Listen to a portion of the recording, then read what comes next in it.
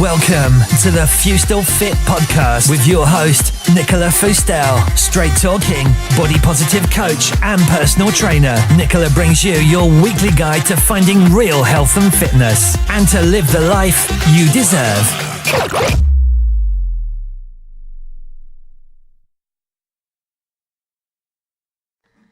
Welcome to episode 15.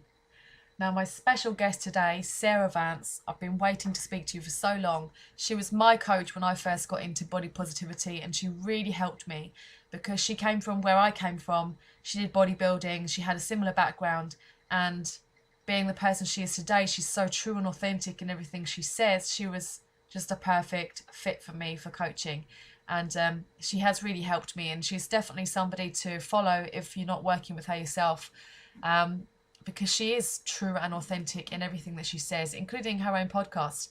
She's now has her own podcast, and she says, you know, a lot of people who are in disordered eating or eating disorders, we live by a set of rules.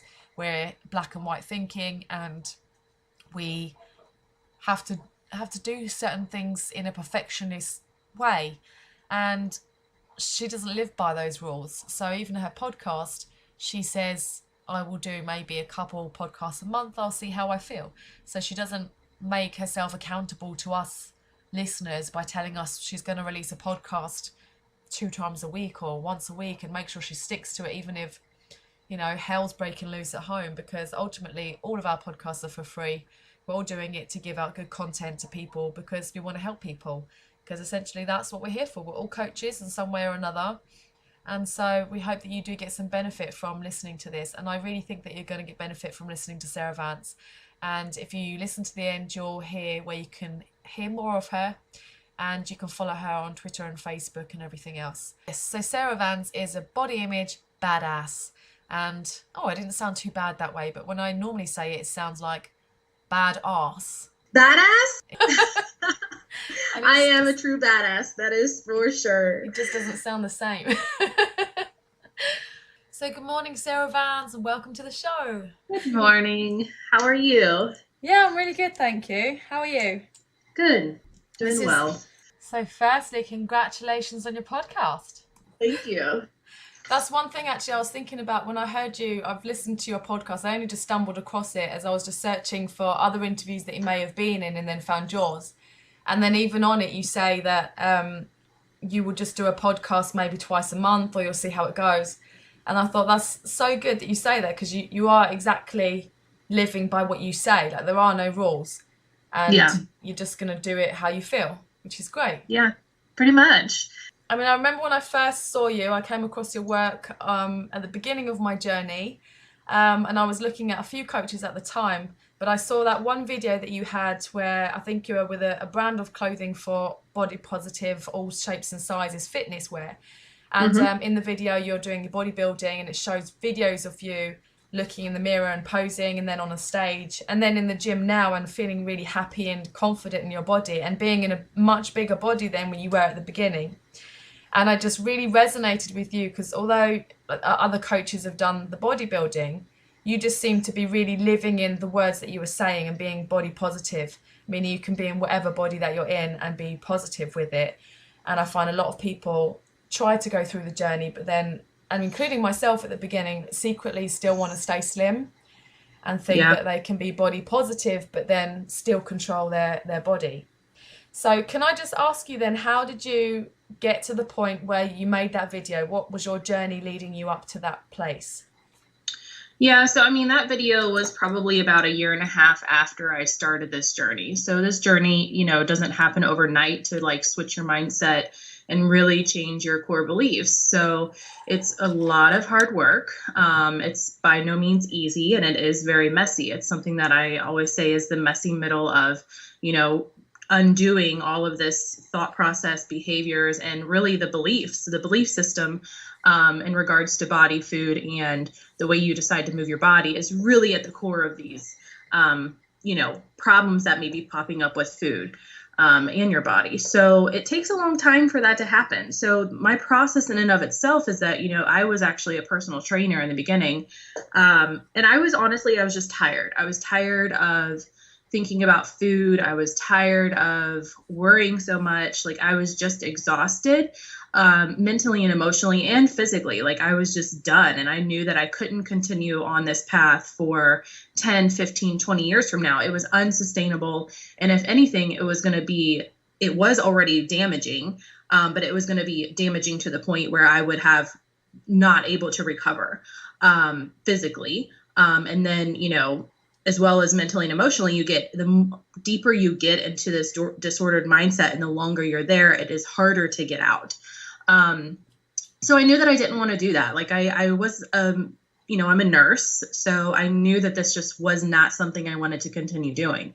So there were a few like red flags that popped up. And then I eventually, when you first start out on this journey, you kind of you want the best of both worlds. You want to, just like you said, you want to have freedom, but you don't really want to surrender to allowing your body to just be what it is and truly surrender this idea around control with food and your body appearance. You just want both worlds in the beginning because you're so used to that old lifestyle and that old belief system. Mm-hmm. So it's really challenging. I really went head first and dove and surrounded myself completely with body positivity, connected with individuals, totally changed up my social media, changed up, everything that I was doing, really, really challenged my thoughts on body size, shape, weight, beauty, food, self-care, movement. I mean, you name it. I really had to change and challenge every single thing. I became kind of like a skeptic where I questioned everything. I questioned, whose rule is this? Like, who says that? Is this something that I truly believe in? Is this something that I believe? Is this something that aligns with my value system? Or am I buying into something that really doesn't resonate with me? And that was really challenging. Can I just stop you there for a second? So yeah. You made all those changes, but what happened inside you? What event happened that then made you want to change and not live that lifestyle anymore? Yeah. So, I have a similar background as you, and I was, had my last national competition for my bikini competition.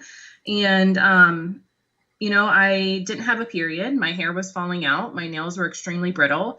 I couldn't go out to eat with my boyfriend at the time without having a major anxiety attack over a slice of pizza.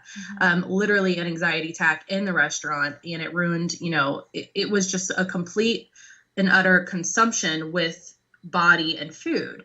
And then, the physical symptoms on top of that, like I knew being a nurse, like not having my period there was something wrong with that. Like I'm a young female. I should be having my period. My sleep cycle was completely messed up and I had no energy. I was pounding caffeine all the time because I was just exhausted. I was stressing my body to an every way point possible.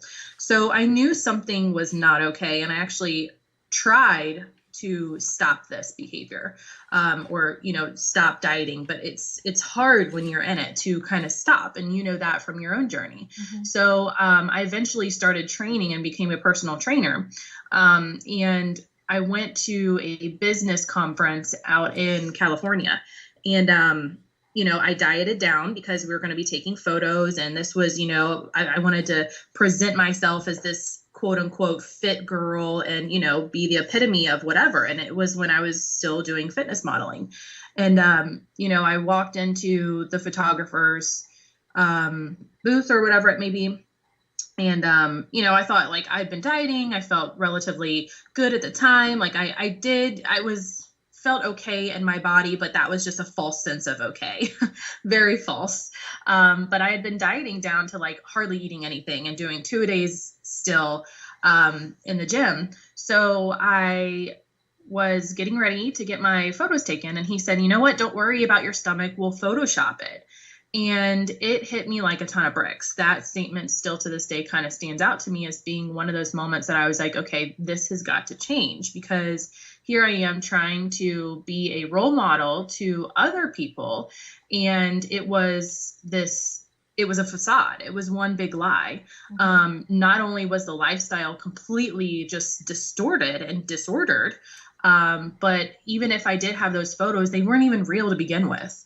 So that was a big turning point for me that I was like, this has got to change. Not only for myself in the beginning, but at that point, I was like, this has got to change for other people that are following me, that are the young girls that are going to be looking up to me. I can't be this type of role model for other people when I'm over here suffering. So I think it's really easy, or really difficult rather, to kind of say, well, I'm going to do this for myself.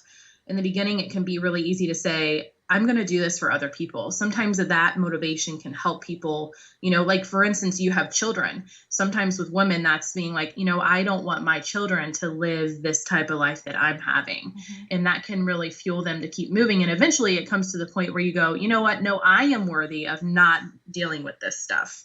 So that was really a big turning point for me deciding, you know what, like I can't be doing this anymore. I just can't. I can't buy into it. I can't sell it. It's not right. So what was the next stage then? Because presumably you were a personal trainer at this time, so you must have had clients who were then looking up to you with that body. And that's the transition that I've had to go through and just sort of come clean to everybody and say, look, I'm re-educated now. I know something new, and no longer are we going to diet. And I've literally changed everything in front of their eyes. What was that process? Yeah. So I only trained women. And that was another big factor for me, is because, all these words that I was saying to myself within my head of like, I'm disgusting, I am a failure, I messed up, I shouldn't have done that. All the stuff I would say to myself behind closed doors was now being said to me by other women in my office when we would do our consultation.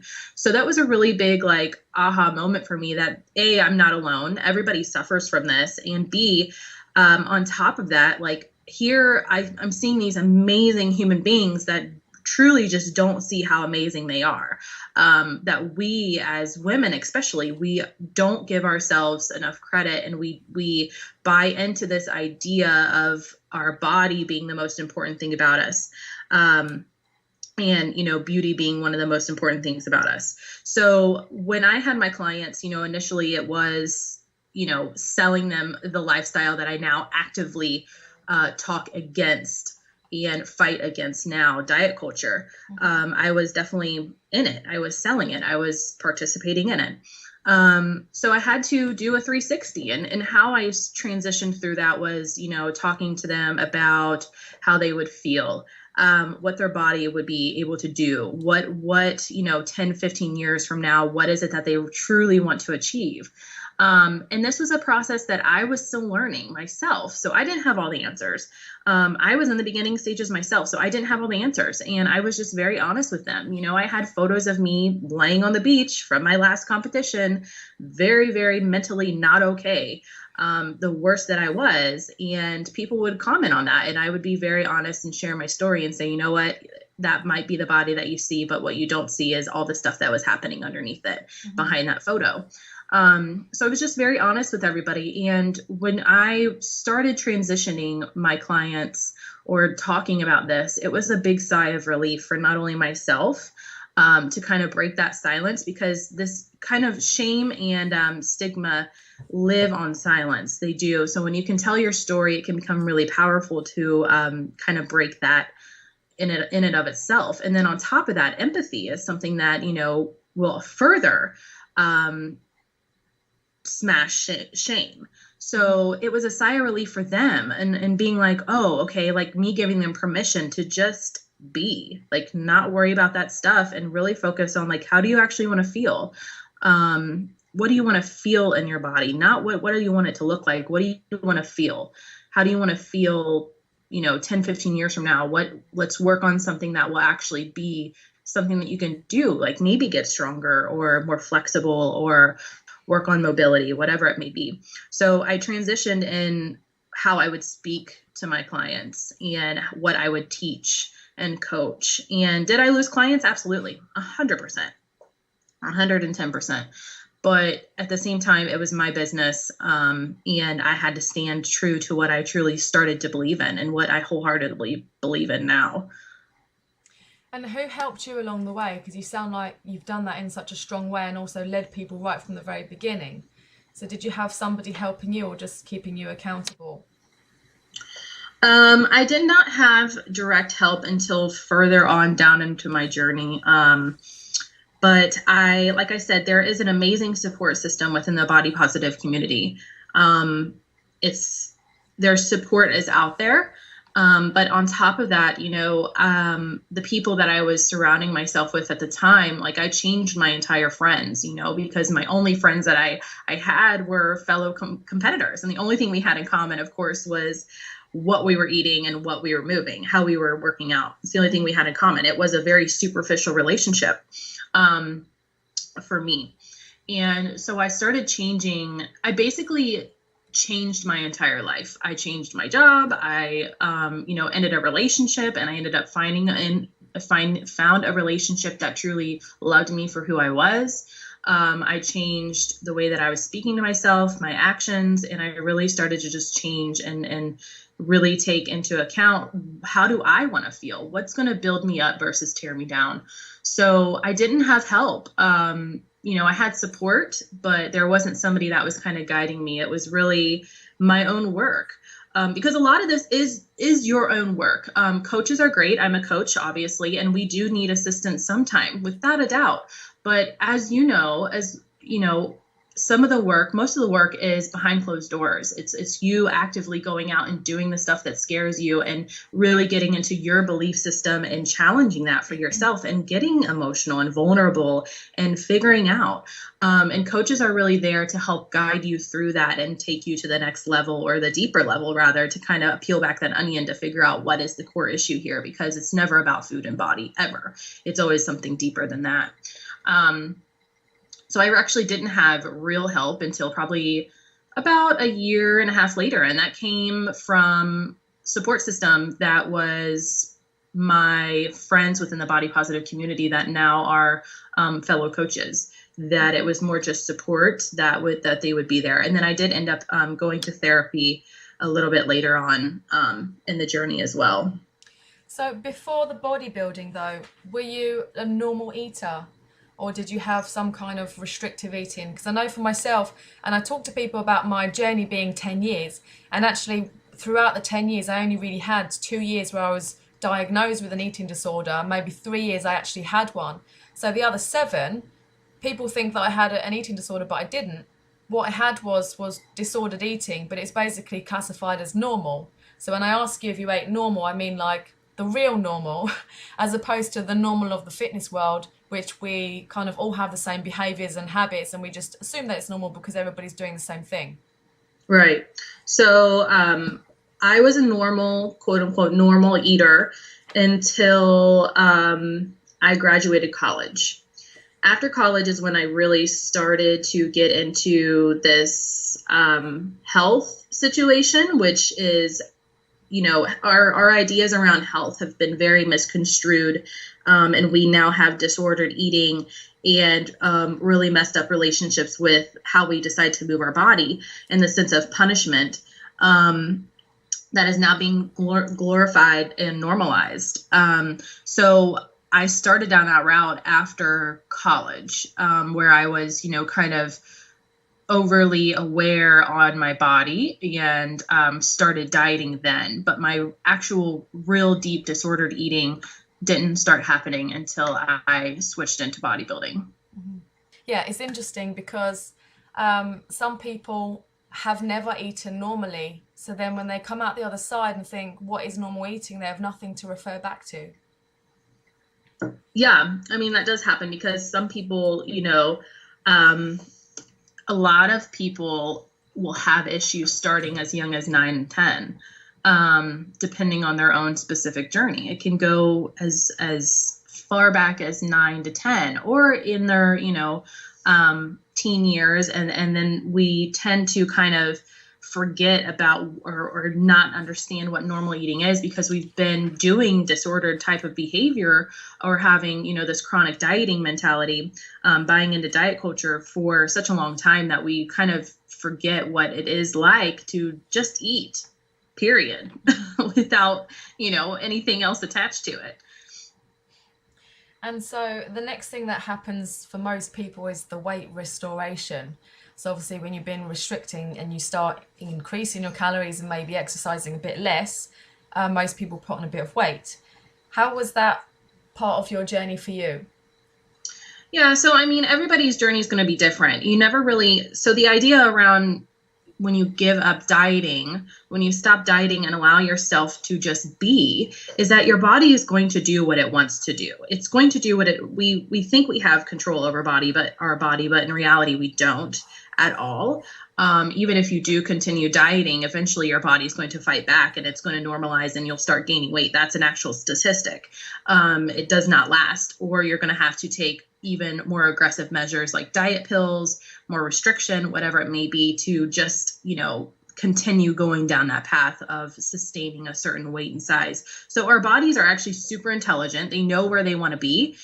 We just have to allow that to happen. And most of the time, that does include, gaining a little bit of weight when you stop restriction, when you stop, counting and in reality, starving your body and beating it to the ground. Your body's really going to gain some weight. It happens to some people, but it doesn't happen to everybody. So you really don't know what's going to happen.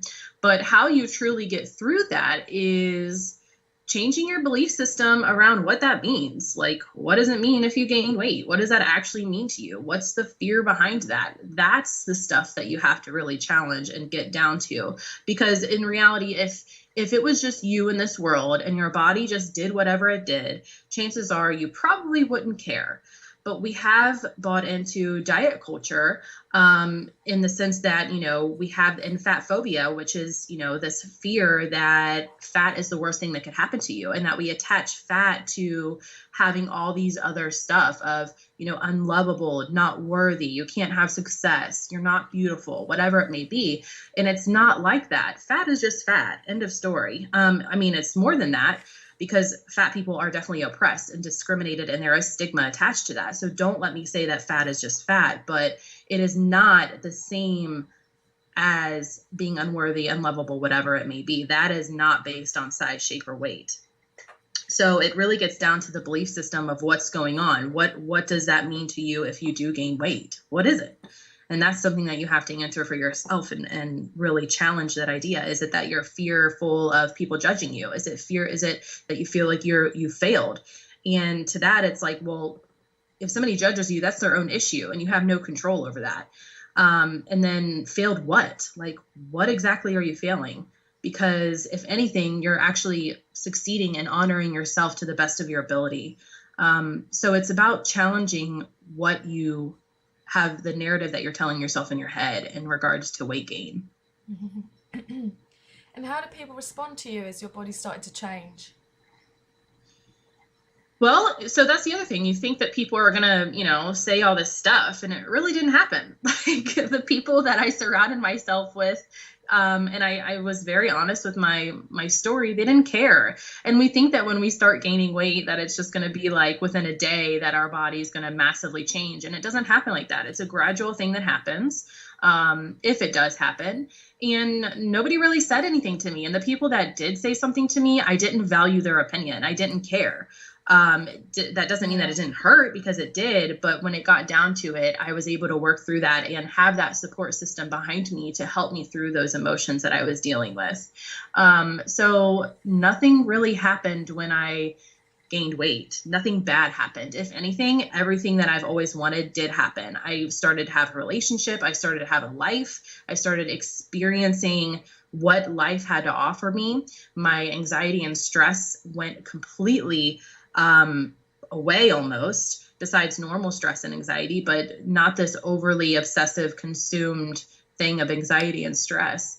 I was able to just be and live my life. So all this fear that we have attached to weight gain, that weight gain may be the key to unlocking what you truly, truly desire, that you think is going to be at the end of this goal weight or this goal body. So, nothing really happened. And the people that did say anything, did it sting in the beginning? Sure, because I was working through my own issues of kind of changing that narrative and the story that I was telling myself in regards to my body. So, but with that, I had a massive, really good support system that helped me through those moments.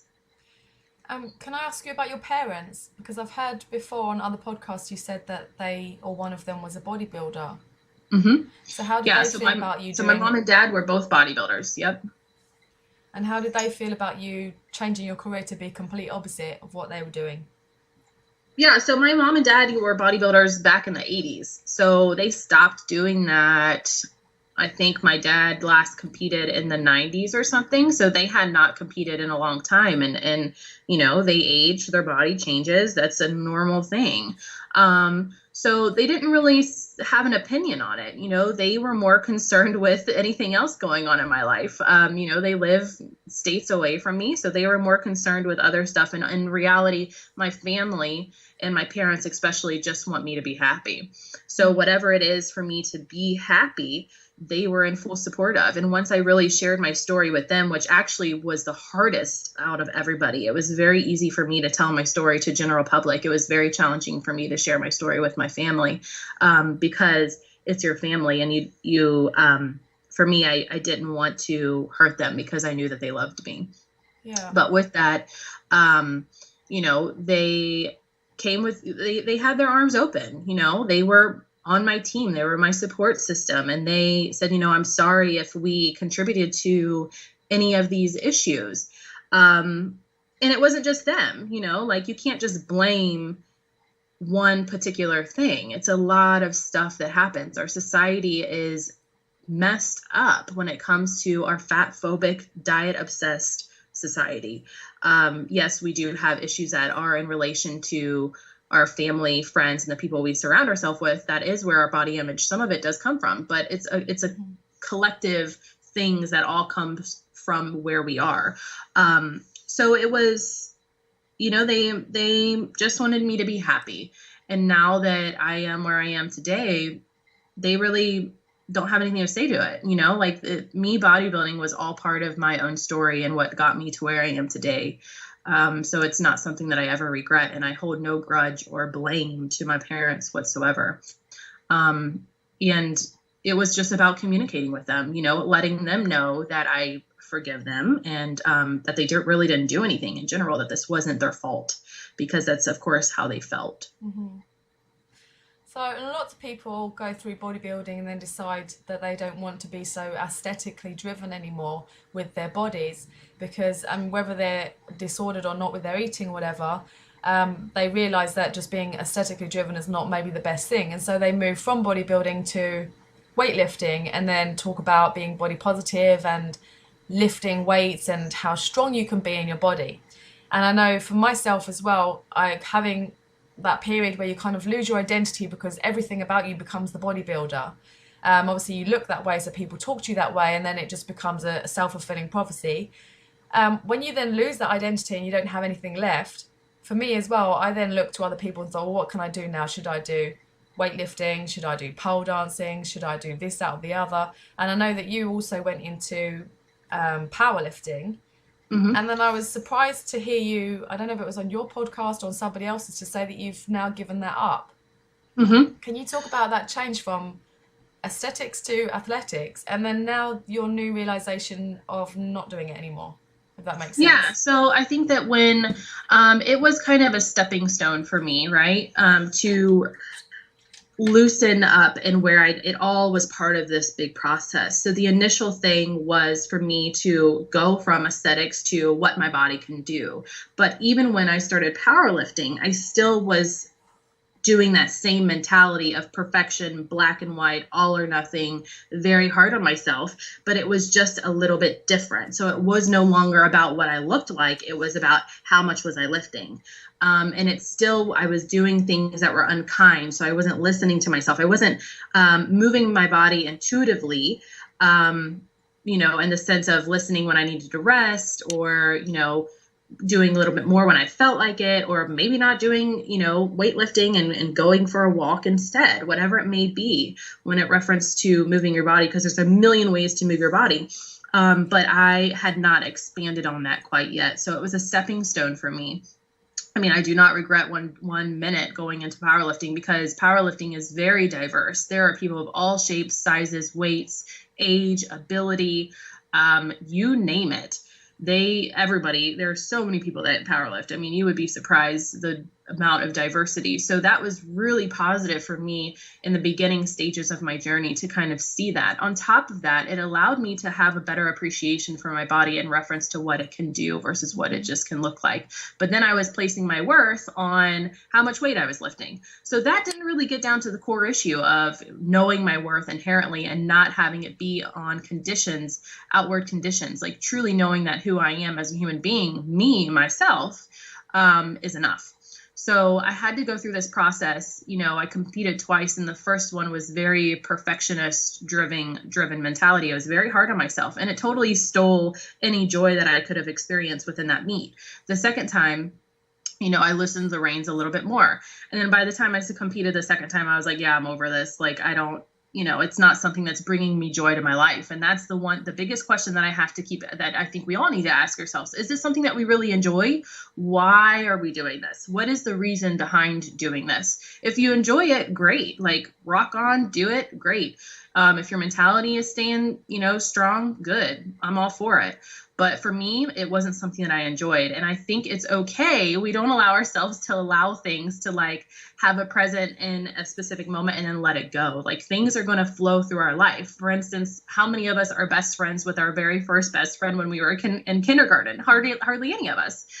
Things play a certain time in our life, and then it's okay to let them go. So that's how it was for powerlifting for me. I just realized, I enjoy lifting weights. But I don't need to do it at the extreme level that I was. It wasn't enjoyable for me. If anything, it was making me sore, and I didn't need it to feel like I was a worthy human being anymore, because I knew that it was just who I am is worthy. So it was a stepping stone to get me to where I am today. So now how I move is really just dependent on how I feel. It changes on a day-to-day basis. It isn't contingent on anything besides this is what I feel like doing, or this is what I don't feel like doing. And that changes. It really isn't a matter of what's going to bring joy to my life. So now I'm actually going to start looking at hip hop dancing. So it really is, it's one of those things of putting fun back into fitness, if you will, or enjoyment back into movement, because in reality, that's really where it started. Think of children. How do they move their body? They don't think, oh, I'm going to go lift weights or whatever. They go out and play, they chase each other, they kick the ball around, they go out and swim, whatever it may be. So that's kind of what it is just like moving how you feel. And we have this idea that you have to be in the gym in order to have something be healthful behavior, which is totally false, of course. And it is obviously that environment as well is very hard not to, like, I was just thinking there as you were talking that if I do something like that, I might feel like I really like it. And a lot of people probably say they really like that environment too.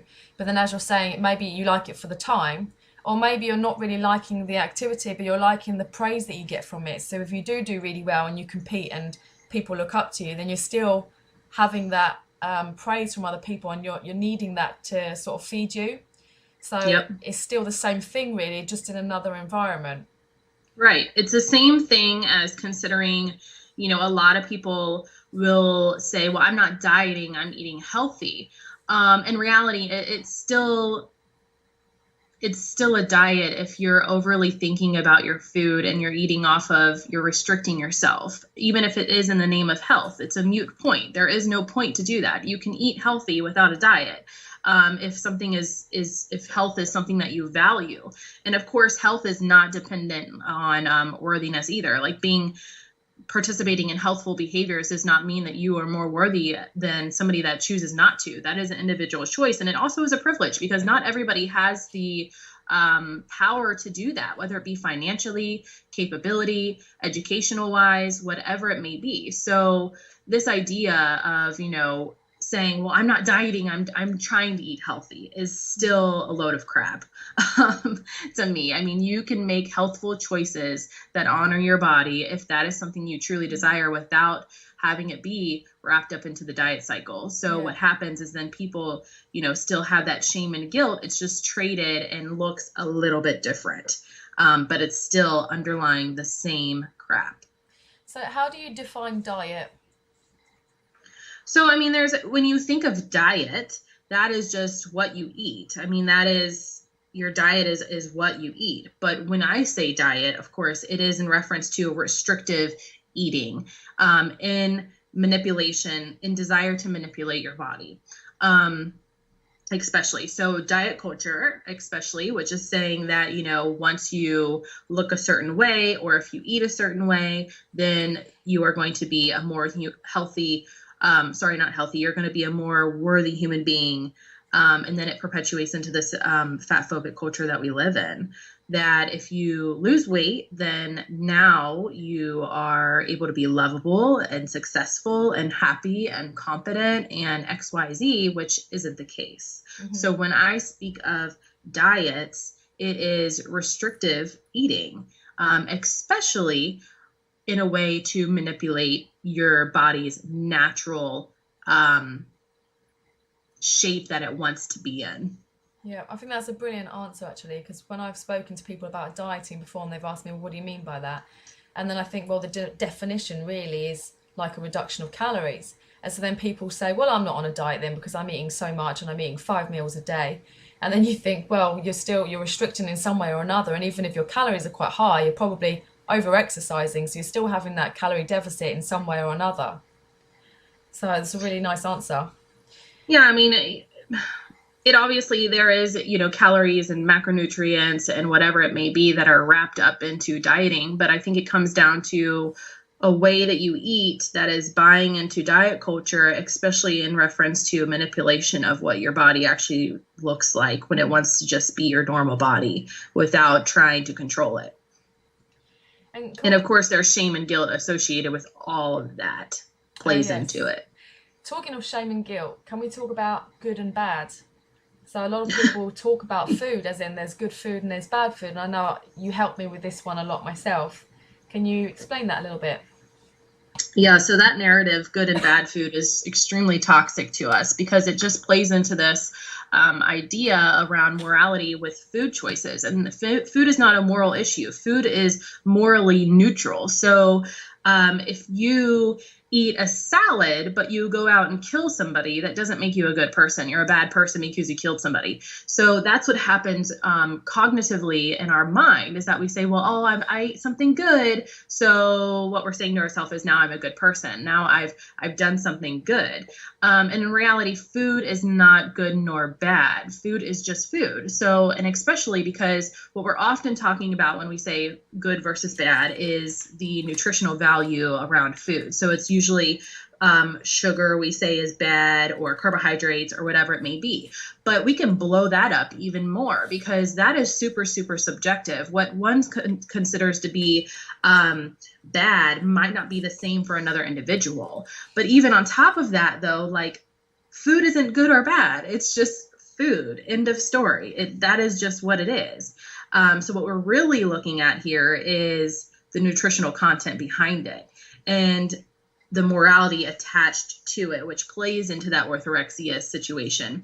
And that plays into the guilt and shame, because then when you say, well, I ate something bad, then you feel bad. You feel like you've done something wrong. You feel like that's where guilt and shame come from. You feel like you've done something wrong. So the action of guilt, that would be guilt. And then you feel like a wrong person, a bad human being. That is shame. So that's how that plays into that. So if we can normalize and neutralize food, where we see it, where it's just food is food, we can really stop, having guilt and shame be into our relationship with food. And of course, there's multiple other things as to why shame and guilt would be present with your eating habits or behaviors or thought process. But that specifically, good versus bad, is extremely toxic to individuals.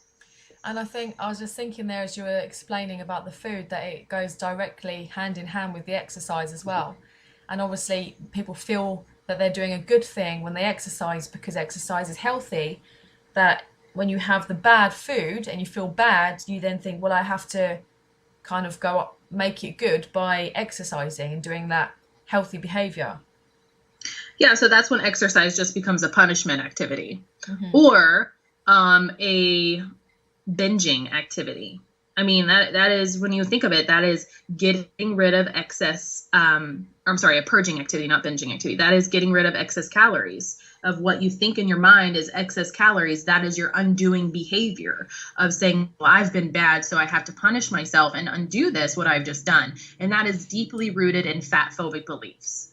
Yeah. That is what that is. That's deeply rooted in fat phobic beliefs, because when it comes down to it, the fear around it is, oh my gosh, I'm going to gain weight.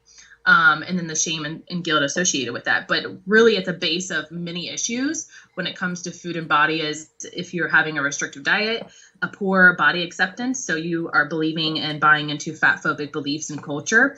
And then on top of that, if you don't know how to properly deal with your emotions. And I wonder how many people are just living in that life, really, because I had non-purging bulimia, which is what they called it. Basically, I used exercise instead of making myself vomit for overeating and binging. And there are a lot of people out there doing that, and that's considered normal. As I was saying, the type of normal people that you might find in the gym who talk a lot about, I'm exercising off X food, or I'm going to work out before I go to the restaurant, and it's all food related, the exercise. So I wonder how many people fit in that seemingly normal, but it's quite disordered, because then when do you draw the line, or rather the DCM, is it called, the book, where they then say, right, you now have bulimia?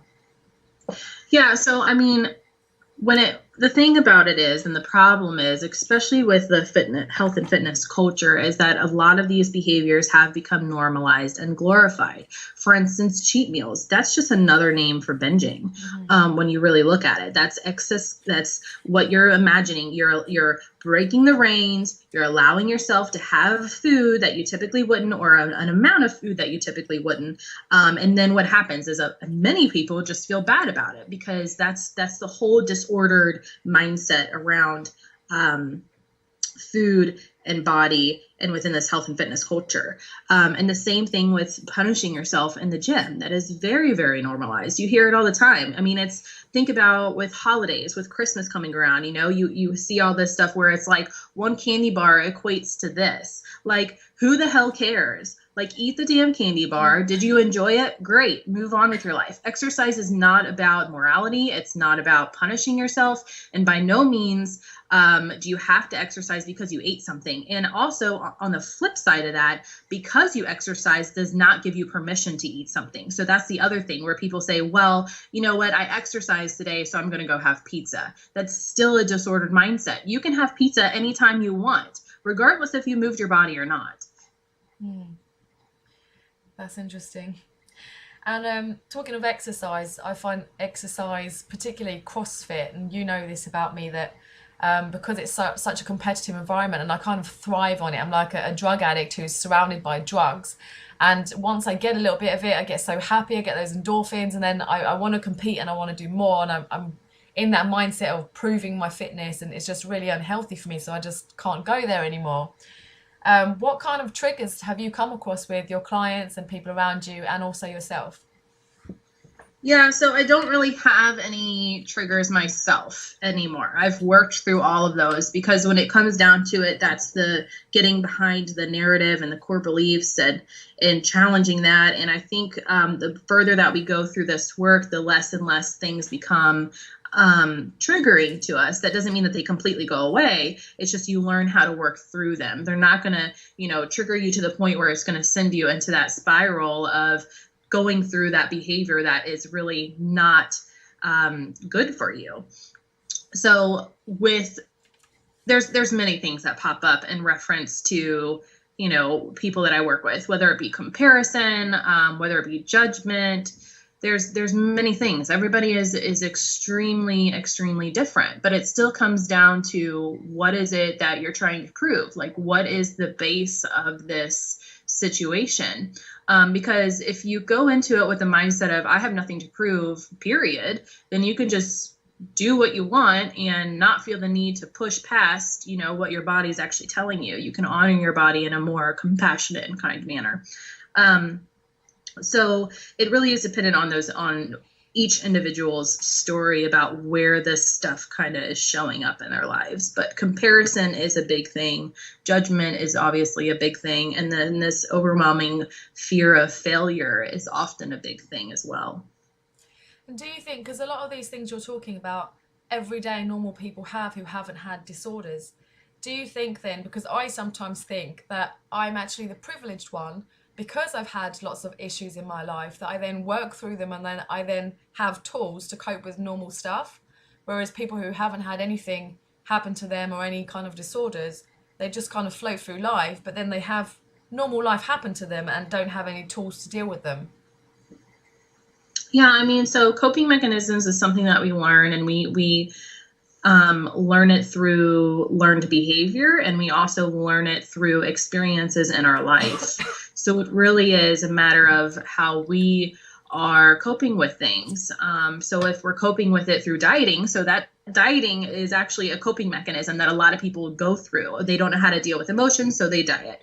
That is something that is popping up more and more frequently within diet culture, I think, is that what we're seeing is people don't know how to cope with life. And so that we run to diets because we think that diets is what's going to allow us to gain that false sense of control again and make everything picture perfect. So when it comes to coping mechanisms, it's different. It's normal to have coping mechanisms in your life. That's a really normal thing. We need that because we all have to get up. We all have to, go to work, take care of the kids, whatever it may be. So we need coping mechanisms in our life.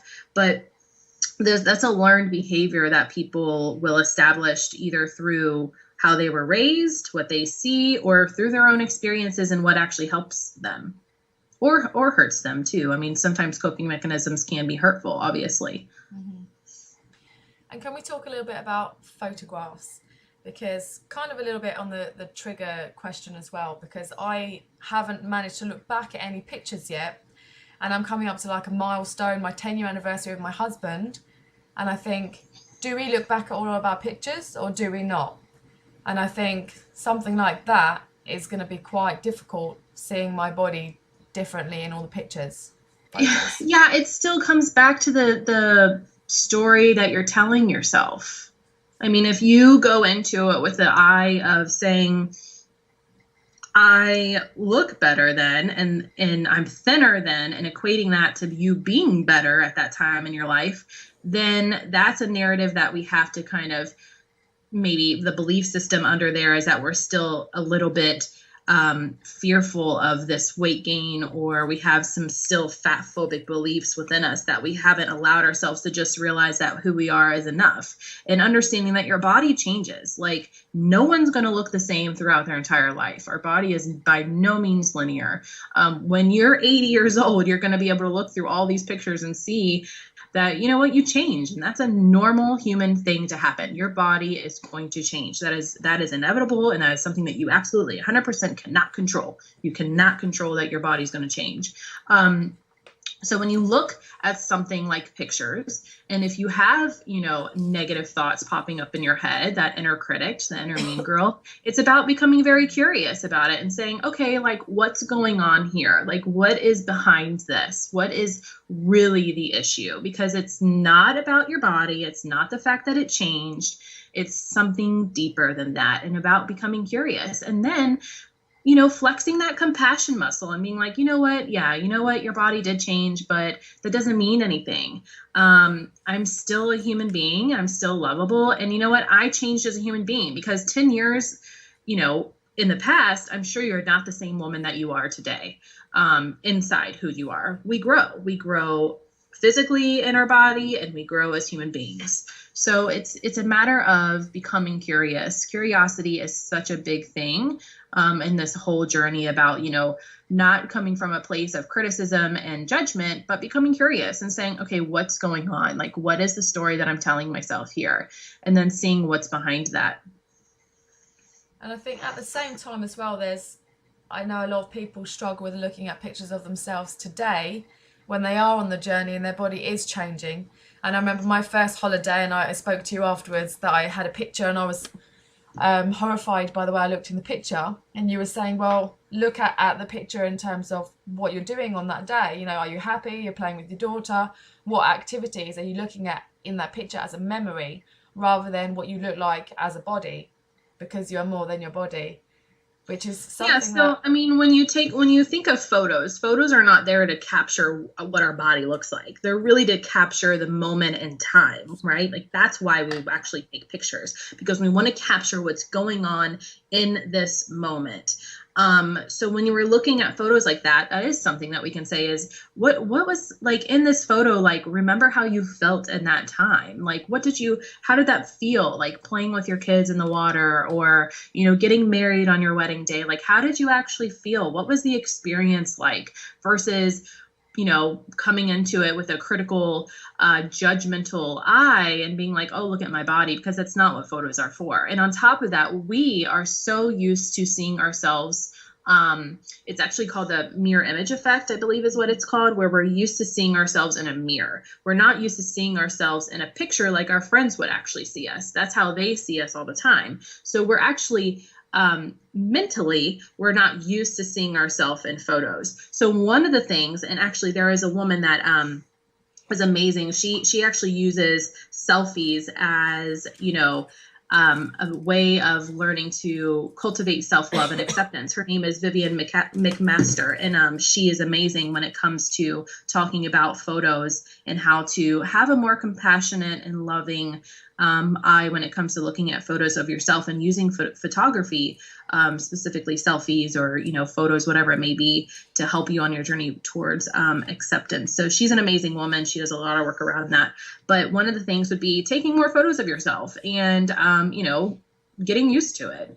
Doing the things that make you uncomfortable, and eventually that sting becomes less and less and less, and then approaching it with some compassion for yourself and realizing, yeah, that is me. Like, this was an amazing experience. I had so much fun, and it was with people that I loved. It was in a place that I loved, whatever it may be. And you mentioned before a little bit about black and white thinking, and you often put these in your Instagram pictures. Can you explain what you mean by that? Yeah, so black and white thinking, or all or nothing thinking, is when we have this duality of thinking. So if it's not one thing, it's the complete opposite spectrum. So for instance, if it's not good, then it's bad. If it's not healthy, then it's unhealthy. If I don't go all the way, if I don't work out, then I'm going to be completely lazy. So that's black and white thinking, when in reality, that's not where life happens. That's perfection-driven mentality is black and white thinking. They feed off of each other. And so the way to kind of do that is to question, well, you know what? So if is that really true? Like, is it really the complete opposite? Like, if you don't love someone, do you completely hate them? No, probably not. Not always, at least. Because if you don't hate someone, are you completely in love with them? No. They're just there. It's just, this middle ground. So there's a lot of gray in life, and this is where actual reality sits. So if we're perfectionists and we have all or nothing or black and white thinking, it's going to, really hinder us from moving through life and being gentle and compassionate with ourselves, because those are just impractical. And talking of compassion, and you mentioned this a lot, how can we be compassionate with ourselves? So it starts by compassion is such a big component. It's a big component to self-esteem as well. So one thing is, if we can start to learn to be compassionate towards other people, it's going to help us be more compassionate towards ourselves. And then also, like, coming to a place of just love, like keeping self-love really high. And one question that we can start asking ourselves is, how would I speak, or what would be the advice that I would give somebody that I love in this specific situation? What would I say to them?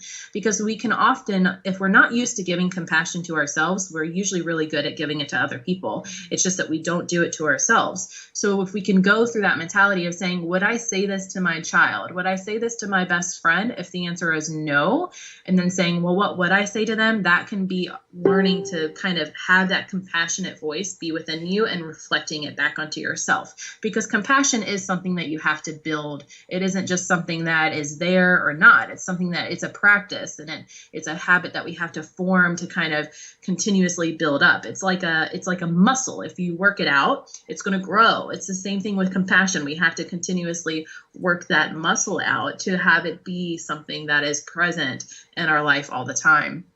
And then a good question as well is asking, when you are older and you are on your deathbed, what is it that that woman would say to you right now? What is it that she wants you to know? Because chances are she's going to not give a crap about a lot of the stuff that we fret about, and she's going to be able to talk to you in a more wiser, compassionate, respectful, loving way. And that truly is the voice that we all have within us. The compassionate, loving side lives within all of us. It's just buried under this inner critic that is in the forefront of our mind all the time. So it's a matter of allowing that voice, who we really are, come out and be alive, and allowing it to be for ourselves, not just for other people. And you talk about the inner critic, and you mention inner mean girl a lot in your coaching. I call mine the inner mean bitch. And why do we all have that, and how can we quiet her down? Yeah, so, your inner critic shows up in everybody. Everybody has it. Everybody's going to have it for the rest of their lives. It's never just going to go away. It is that voice of self-doubt. It is that voice that tells you you're not good enough. It's that voice that perpetuates this shame and guilt cycle when it comes to our body and food. So it is there. But the thing about the inner critic is we oftentimes want to say, well, she's a bitch, and I'll tell her to shut the hell up, and she needs to go away. And it doesn't work that often, right? Like that's, we can tell her to shut the hell up, but then she's going to show up again. And chances are she's going to show up even more powerful. That voice will. So the reality of the situation is that, our inner critic is there to protect us. That's why it's there. It's there to keep us safe. And so when we know that, when we really know that information, when it pops up, we can become curious again and say, what is it that you're trying to keep me safe from? Like, what is it? What is the fear here? What is it that you're protecting me from? And then when we can look at it through that way, then we can start talking to it in a more compassionate manner, because what it really needs to be dealt with is compassion versus hate, and understanding and realizing, you know what, I understand that you're fearful right now that if I gain weight, that people are going to judge me, and that might hurt my feelings. But you know what? It's okay. I think that I can handle my feelings to be heard. I have a really good support system. That's going to get you way further than, you know what, shut the hell up and go away, because that's not really dealing with the underlying issue of what's really going on there when that inner critic pops up. So your inner critic is actually a really beautiful, beautiful thing, because when it pops up, if you become curious, you can start to realize, what is it? Like, what is the fear here? If you approach it with curiosity, and then you can work through that with compassion and move through it versus being paralyzed by that voice. It's funny though, because that works with a lot of other things as well. And even in business, I do this myself, where I have like an inner mean critic where I procrastinate about something. So it may be I have a phone call to make, and I'm really nervous about making that phone call. So suddenly the washing up looks really attractive. And then you just start doing all these other things around the house, and then you have to kind of question yourself, think, why am I doing all these things? It's because I'm avoiding making that phone call. And you just have to make the phone call. That's when you know that you're getting out your comfort zone, isn't it? And you have to just do that thing, because that's where the magic happens. Yeah. So, that's the thing about the inner critic, is oftentimes it's something that we don't necessarily enjoy having. But I actually kind of like when mine pops up now. I fully accept it, because it is when you are stepping out of your comfort zone. That's when you're going to see it come up the most. So in those moments when it pops up, it's like, okay, this is going to make me go through my comfort zone. And on the other side of that is some really amazing things that could happen to us. It's growth. If it's vulnerability, there's love in vulnerability. There's all sorts of amazing things when we step outside of our comfort zone. So when it pops up, it's kind of that moment of like, okay, you know what, I'm on the verge of the possibility of something really amazing happening. But what it sees is, I want to protect you. I want to keep you safe. I want to keep you in this little box, because I'm fearful of what else may happen. It always thinks in very negative terms. It doesn't think of positive things, right? But that's, again, it's black and white. It's always not the worst case scenario, which is oftentimes what happens and pops up in our head. That's not the reality of the situation. We're not future tellers, and we're not mind readers. So talking of the amazing things that can happen, and I know Kyla Prince talks about this part of your life being discovery, where you lose that well, you move past recovery and into who am I now and what can I do, which is the exciting bit. But how do you move on and find out all of these things about yourself when you get to that crossroad and feel a bit lost? Yeah, so I mean, you approach it with curiosity. Again, curiosity is something that is so important within this entire journey. So you go out and play. You become a kid again. Like you try stuff, and you'll be like, did I like this, or did I hate it? Did I enjoy it, or was it just like whatever? Would I go do it again, or is it something that I really really enjoy? And it is, that stepping outside your comfort zone, trying new stuff, being curious about what is something that you always said you wanted to do, that you always wanted to try, that you've been limiting yourself and saying, well, I'll do it once I reach a certain size. Or, saying I don't have time, but it's in reality, you've been filling that time up with, obsessive working out or counting your calories, whatever it may be. What are some of those things that you actually want to do? And then going out and doing them. So it's one thing to think about it, but the other step is to actually go out and do it. And you don't have to love everything that you do. You don't have to even like everything that you do. You can be like, oh no, I was not a fan of that. And that's okay. Try something else. You never know where your path is going to take you and what you may really enjoy. One of the things that, is very common, something that I actually totally love is fishing. And if I didn't, try it, I would have never realized it. The other thing just recently is that I actually really enjoy cooking. But unless I would have allowed myself to like experiment and try and be curious about, being in the kitchen, then I would have never known that. So it is a matter of just becoming curious and figuring out like, what is it that like, who am I outside of all of this crap that I used to identify myself with? Who am I? And coming from a place of curiosity like a child would. It's interesting you say that, and I remember being a teenager just thinking, I feel lost, like I'm at a crossroads. What do I want to be? Who do I want to be? Where do I want to go? And you just feel so lost. So I guess it's just coming back to that and then trying something, and then if it doesn't work, try something else. There are no rules. Yeah, exactly. Yeah. So in your description, what is body positivity to you?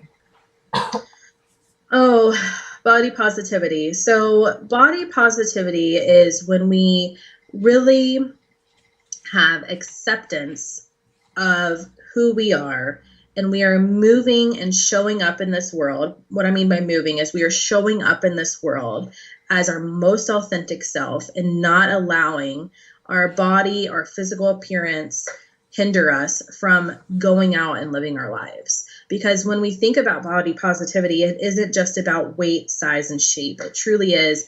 It goes through all different things: age, weight, shape, race, gender preference, sexual orientation, ability. It goes through all of these things. And body positivity, the roots of body positivity are actually in really crushing oppression around different groups. For instance, fat people, LGBTB people that identify as a different type of gender, people that are disabled, different races. So it really is on the basis what body positivity came from women of color and fat activists. So that's the roots of it. So we have to make sure that when we're saying body positivity, that we're actually and being truly, truly inclusive. So it's not just about including your specific body after you find freedom around food. It's about truly